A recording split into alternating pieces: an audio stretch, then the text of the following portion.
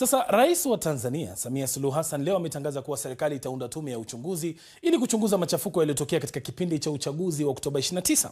Pia ametangaza msamaha kwa vijana waliokamatwa kufuatia maandamano hayo pamoja na mchakato wa marekebisho ya katiba ndani ya siku 100. Hii inatoa taswira gani kuhusu mustakabali wa Tanzania? Ili kupata majibu, tuungane sasa na wachambuzi. Charles William yuko studio zetu Dar es Salaam, Tanzania, pamoja na Profesa Linda Mhando anayejiunga nasi kutoka Pennsylvania, Marekani. Nianze kwanza na wewe Charles. Kwa mtizamo wako, ni masuala yapi ambayo ulitarajia Rais Suluhu angeyazungumzia au kutulia mkazo lakini labda hakuyataja? Nadhani kwa kiasi kikubwa kwenye hotuba hii ambayo ilikuwa ni ya ufunguzi wa bunge, kwa kiasi kikubwa masuala aliyoyagusia yameridhisha, kwa maana kwamba mambo makubwa yaliyojiri kabla, wakati na baada ya uchaguzi ndio ambayo yalikuwa yanagonga vichwa vya watu wengi, na ameyagusia karibu yote. Nadhani sasa kwa sababu anazungumza kuhusu kuunda tume ya kuchunguza zaidi, pengine watu wengine walidhani labda angekuja na taarifa kamili, lakini kwa sababu ameeleza kwamba inaundwa tume, manake hata yeye ameona kuna haja ya kujiridhisha na kuja na taarifa kamili ambazo zifanyiwe utafiti wa kina kabla ya kueleza kwa umma. Naam, Linda, Rais ameongelea kwa urefu kuhusu maridhiano na maelewano, lakini wengi wanajiuliza hili litafanyika vipi wakati viongozi kama vile Tundu Lissu bado yupo gerezani?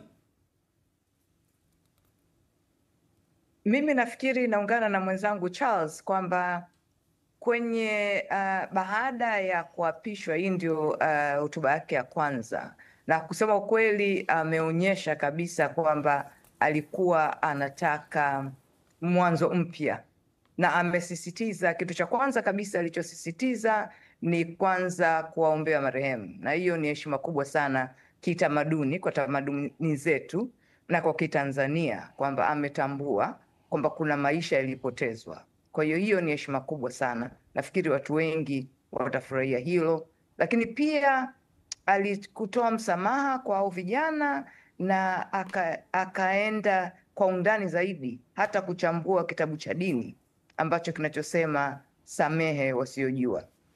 Lakini pia hakuishia hapo, ni kwamba anataka hii kamati ya uchunguzi isifanye tu ibaini tatizo ni nini. Alafu kitu cha kingine ambacho nafikiria alikwenda pia beyond nani za kawaida, speech za kawaida, ni kuomba kwamba baada ya speech yake akaomba mambo mawili. Kwanza akasema angeomba baada ya serikali yake ya sita, angeomba watu wawe na tabasamu, wawe na tabasamu la shukrani. Lakini pia akasema kwamba yeye angeomba kwamba yasiishie hapo, huu uwe mwanzo wa Tanzania. Nafikiri hilo lilikuwa linaridhia sana. Charles, nitakuuliza swali hilo hilo. Kuna viongozi wa upinzani ambao wanahisi bado rais hana nia kwa sababu kiongozi kama Tundu Lissu bado yupo gerezani. Je, hii inatoa taswira ipi kuhusiana na mwito wake wa kutaka maridhiano?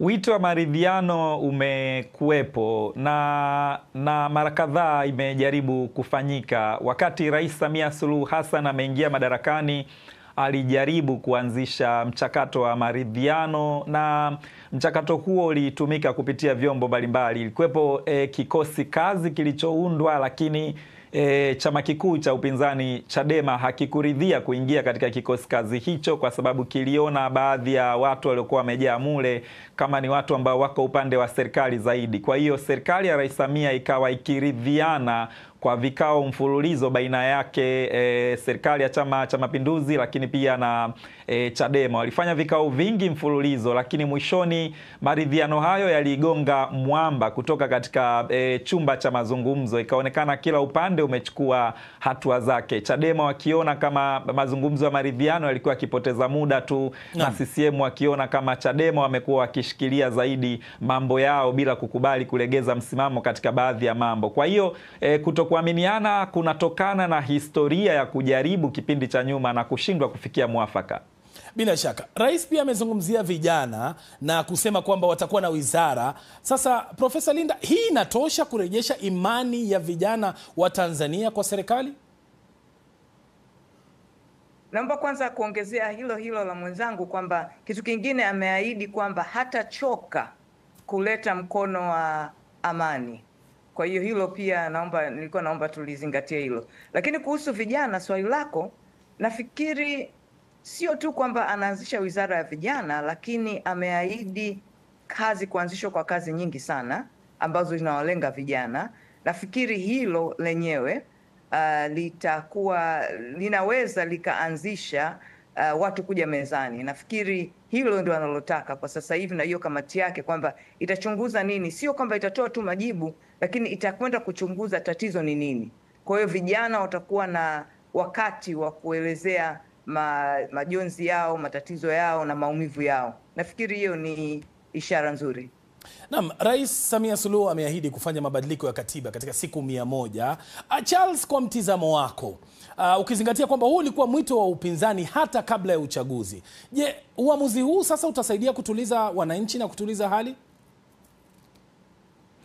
Itasubiriwa kutazamwa mchakato huo utaenda vipi, kwa sababu kilio cha katiba mpya hapa Tanzania kimekuwepo kwa takribani miaka 30 ya demokrasia ya vyama vingi. Rais Jakaya Mrisho Kikwete wa awamu ya 4 aliridhia kuanzisha mchakato wa katiba mpya katika kipindi chake na akaanzisha, lakini mchakato huo ukaenda ukakwamia bungeni baada ya kuwepo kwa kundi la Umoja wa Katiba Wananchi Ukawa ambalo lilisusia kuendelea na mchakato huo, likiona kama kundi lilokuwa upande wa chama tawala lilikuwa likitaka kuhodhi huo mchakato. Kwa hiyo ukashindikanika kumalizika katika kipindi cha Rais Jakaya Mrisho Kikwete, na ikatoka ahadi kwamba rais anayefuata kwa maana ya Dr. John Pombe Magufuli pengine angeumalizia mchakato huo. Lakini Dr. John Pombe Magufuli alipoingia akaeleza kwamba jambo hilo sio kipaumbele chake. Kwa hiyo likalala tena, limekuja kufufuka tena chini ya Rais Samia Suluhu Hassan ambaye sasa ameahidi ndani ya siku 100 ataanzisha mchakato huo. Sasa atatumia mbinu zipi?